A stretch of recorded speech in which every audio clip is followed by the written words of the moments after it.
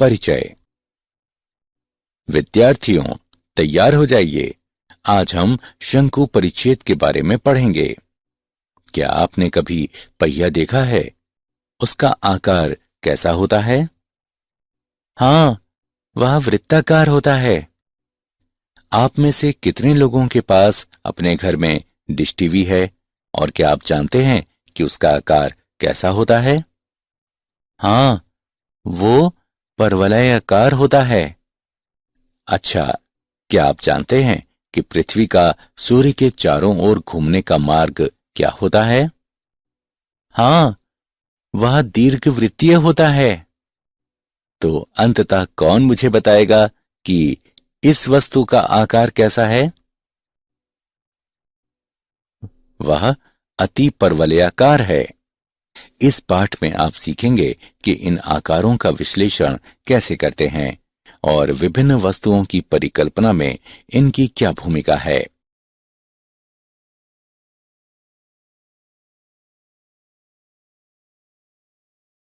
उद्देश्य। इस पाठ के अंत में आप निम्न करने में सक्षम हो जाएंगे। दिए गए केंद्र के निश्चित बिंदुओं से होकर जाने वाले वृत्त का समीकरण ज्ञात करना। दिए गए मापदंडों की सहायता से परवलय का समीकरण ज्ञात करने और उसके अक्ष और नाभि के निर्देशांकों को दर्शाना। दिए गए मापदंडों की सहायता से दीर्घवृत्त का समीकरण ज्ञात करना। दिए गए मापदंडों की सहायता से अति परवलय का समीकरण ज्ञात करना।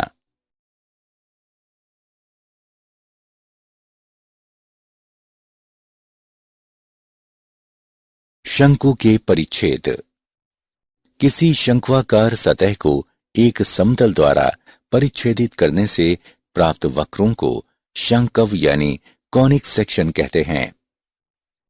हम जानते हैं कि शंकु एक सतह या एक ठोस आकृति है जिसे एक रेखा गुजारकर बनाया जाता है, जिसमें रेखा हमेशा एक समतल को प्रतिच्छेदित करती है, जिसे नियता कहते हैं, और जिन स्थिर बिंदुओं से होकर गुजरती है उन्हें शीर्ष कहते हैं।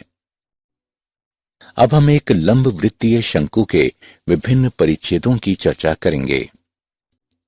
एक लंब वृत्तीय शंकु का एक समतल द्वारा प्राप्त परिच्छेद, जो कि उसके आधार के समानांतर होता है, वृत्त कहलाता है।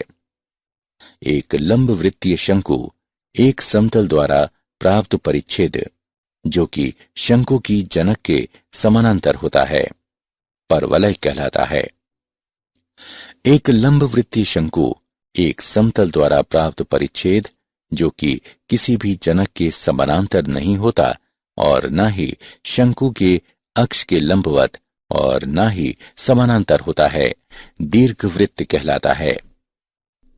एक लंब वृत्तीय शंकु एक समतल द्वारा प्राप्त परिच्छेद, जो कि शंकु के अक्ष के समानांतर होता है, अति परवलय कहलाता है।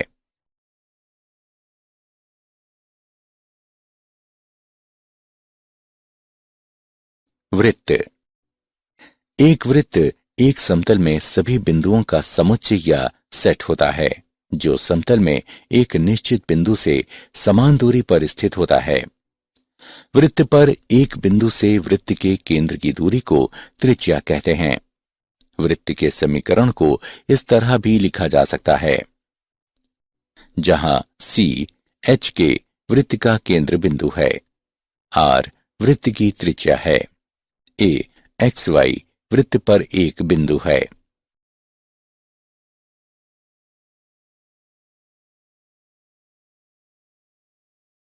उदाहरण: केंद्र 3, 2 और त्रिज्या 7 से वृत्त का समीकरण ज्ञात कीजिए।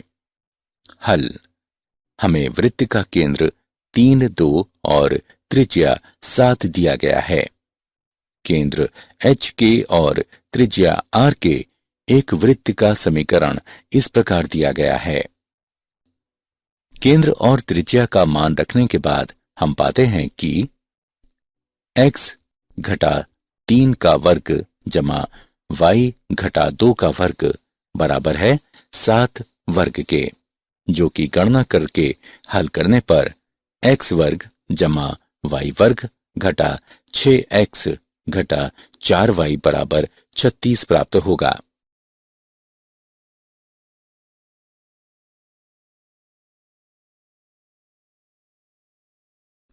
परवलय। एक समतल वक्र का निर्माण एक लंब वृत्तीय शंकु के प्रतिच्छेदन द्वारा एवं एक शंकु के भाग के समानांतर एक समतल द्वारा अथवा एक निश्चित सरल रेखा से समान दूरी पर स्थित बिंदु, जो कि रेखा पर स्थित नहीं है, उसके द्वारा संकेंद्रक द्वारा होता है।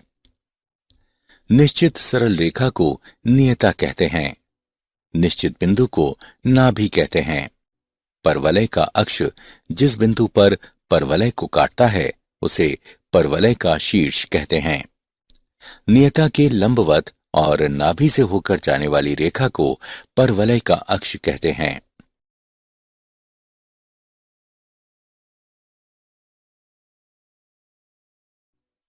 परवलय का मानक समीकरण। यदि शीर्ष मूल बिंदु पर हो और इसके सममित अक्ष x अक्ष या y अक्ष के अनुदिश हों, तो परवलय के ऐसे 4 संभव दिक् विन्यास हैं। परवलय का समीकरण। y वर्ग बराबर 4ax, y वर्ग बराबर घटा 4ax, x वर्ग बराबर 4ay, x वर्ग बराबर घटा 4ay।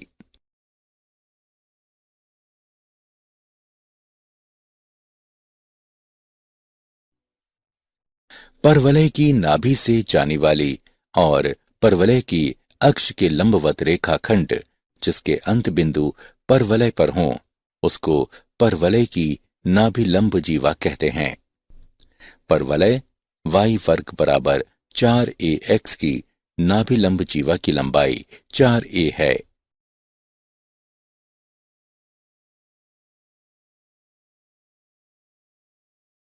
उदाहरण। उस परवलय का समीकरण ज्ञात कीजिए जिसकी नाभि लंब जीवा 4 इकाई है, जिसका अक्ष रेखा 3x जमा 4y घटा 4 बराबर 0 है और शीर्ष की स्पर्शजया रेखा 4x घटा 3y जमा 7 बराबर 0 है। हल। माना कि P XY परवलय पर कोई बिंदु है। शीर्ष की स्पर्शजया के लंबवत PM और उसके अक्ष के लंबवत PN खींचें तथा PN वर्ग बराबर होगा नाभि लंब जीवा गुणे PM के। इसे समीकरण 1 से चिन्हित करें।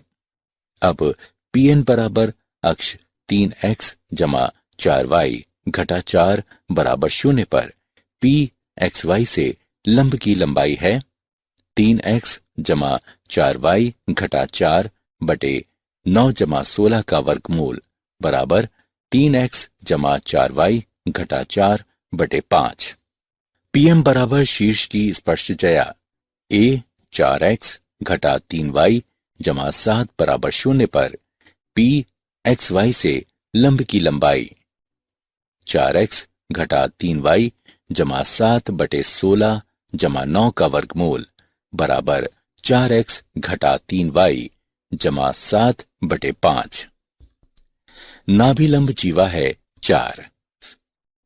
समीकरण 1 से 3x जमा 4y घटा 4 बटे 5 वर्ग बराबर 4 गुणा 4x घटा 3y जमा 7 बटे 5।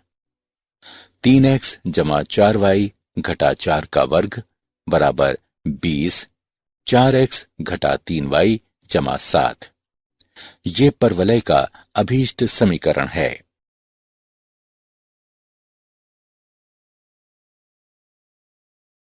दीर्घवृत्त। एक दीर्घवृत्त एक तल के उन बिंदुओं का समुच्चय है जिनका तल में दो स्थिर बिंदुओं से दूरी का योग अचर होता है। दो स्थिर बिंदुओं को दीर्घवृत्त की नाभियां कहते हैं। नाभियों को मिलाने वाले रेखाखंड के मध्य बिंदु को दीर्घवृत्त का केंद्र कहते हैं। दीर्घवृत्त की नाभियों से जाने वाला रेखाखंड दीर्घ अक्ष यानी मेजर एक्सिस कहलाता है, जिसकी लंबाई 2a होती है। केंद्र से जाने वाला और दीर्घ अक्ष के लंबवत रेखाखंड लघु अक्ष यानी माइनर एक्सिस कहलाता है, जिसकी लंबाई 2b होती है।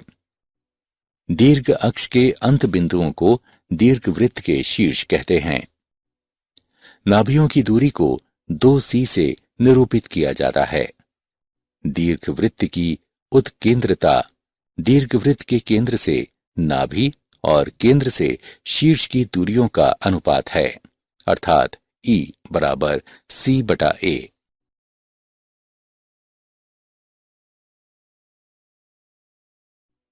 दीर्घवृत्त का मानक समीकरण।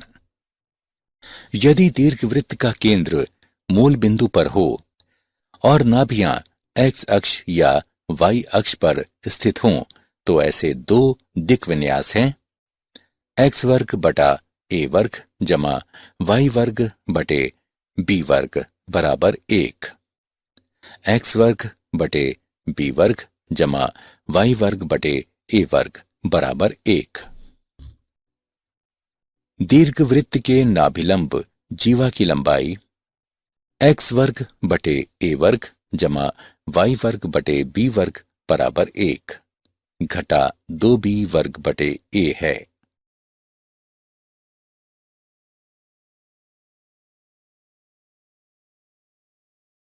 उदाहरण: यदि नाभिलंब जीवा की लंबाई नाभियों के बीच की दूरियों के बराबर हो, तो दीर्घवृत्त की उत्केंद्रता ज्ञात कीजिए। हल: नाभियों के बीच की दूरी बराबर नाभिलंब जीवा की लंबाई का 2ae बराबर 2b वर्ग बटे a, अथवा ae बराबर a वर्ग 1 घटा e वर्ग बटे a, अथवा e बराबर 1 घटा e वर्ग अथवा e वर्ग जमा e घटा 1 बराबर 0। e बराबर घटा 1 जमा घटा 1 जमा 4 का वर्गमूल बटे 2 बराबर घटा 1 जमा घटा 5 का वर्गमूल बटे 2। दीर्घवृत्त के लिए 0 जो छोटा है ई से, 1 जो बड़ा है ई से। अस्वीकृत या उपेक्षित ई बराबर घटा 1 घटा 5 का वर्गमूल बटे 2 जो कि छोटा है 0 से। हमें प्राप्त होता है ई बराबर 5 का वर्गमूल घटा 1 बटे 2।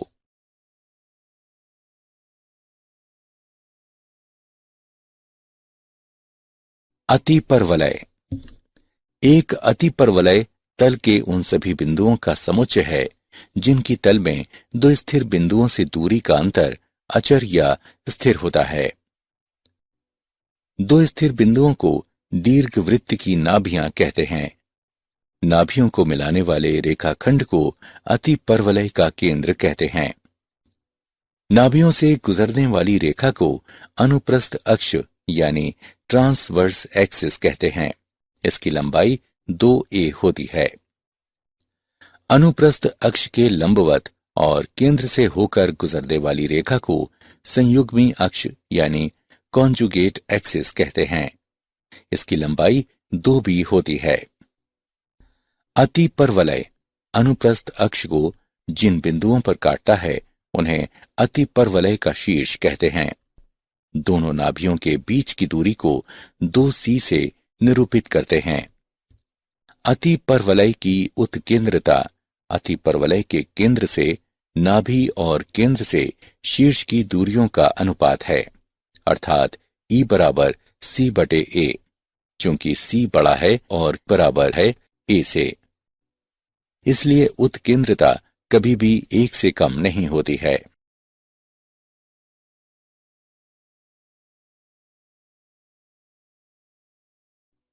अतिपरवलय के मानक समीकरण।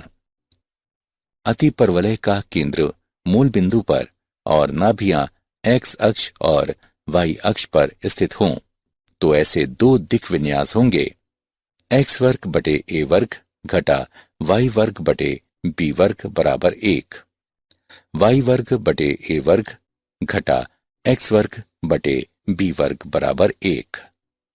अति परवलय की नाभिलंब जीवा की लंबाई 2b वर्ग बटे ए है।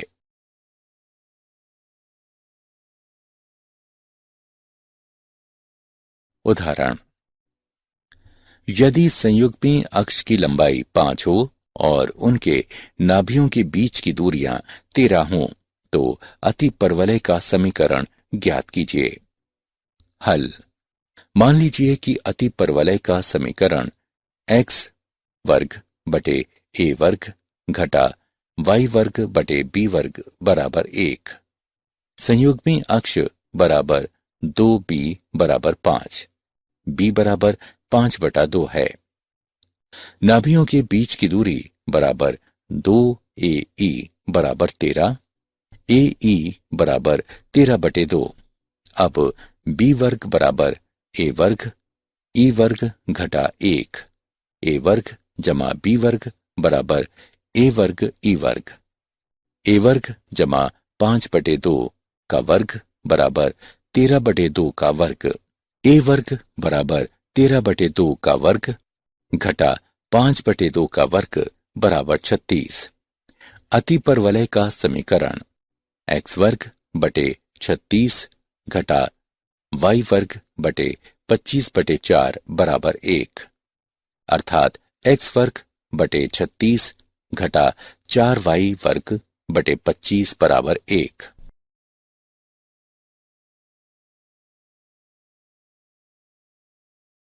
क्या आप जानते हैं, यूक्लिड प्राचीन यूनान का एक गणितज्ञ था। उसे ज्यामिति का जनक कहा जाता है। उनके ग्रंथ गणित के इतिहास में गणितीय शिक्षण के लिए सबसे सफलतम कृति है। रने डोकार्ट ने ज्यामिति के क्षेत्र में एक महत्वपूर्ण योगदान दिया। उसने वैश्लेषिक ज्यामिति का विकास किया।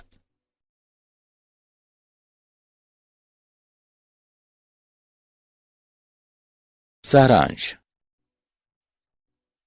आइए हमने जो कुछ सीखा है उसे संक्षेप में दोहराएं। वृत्त समतल के उन बिंदुओं का समुच्चय होता है जो तल के एक स्थिर बिंदु से समान दूरी पर होते हैं। केंद्र एच के और त्रिज्या आर के एक वृत्त का समीकरण है।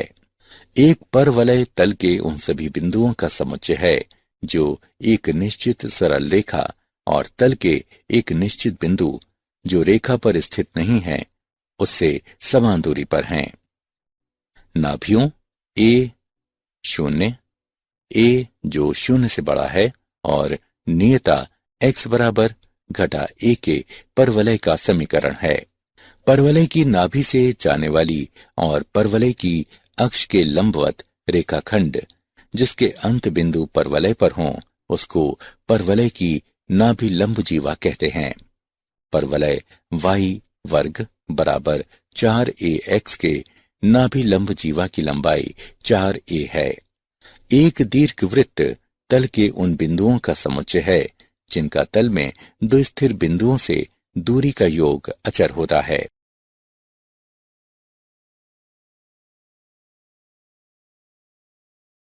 x अक्ष पर नाभि वाले एक दीर्घवृत्त का समीकरण है। दीर्घवृत्त की नाभियों से जाने वाली और दीर्घ अक्ष पर लंबवत रेखाखंड जिसके अंत बिंदु दीर्घवृत्त पर हों उसको दीर्घवृत्त का नाभिलंब जीवा कहते हैं। दीर्घवृत्त की नाभिलंब जीवा की लंबाई है। एक अतिपरवलय तल के उन सभी बिंदुओं का समुच्चय है जिनकी तल में दो स्थिर बिंदुओं से दूरी का अंतर अचर होता है। x अक्ष पर नाभि वाले अतिपरवलय का समीकरण है। अतिपरवलय की नाभियों से जाने वाली और अनुप्रस्थ पर लंबवत रेखाखंड जिसके अंत बिंदु अतिपरवलय पर हों उसको अतिपरवलय की नाभि लंब जीवा कहते हैं। अतिपरवलय के नाभि लंब जीवा की लंबाई है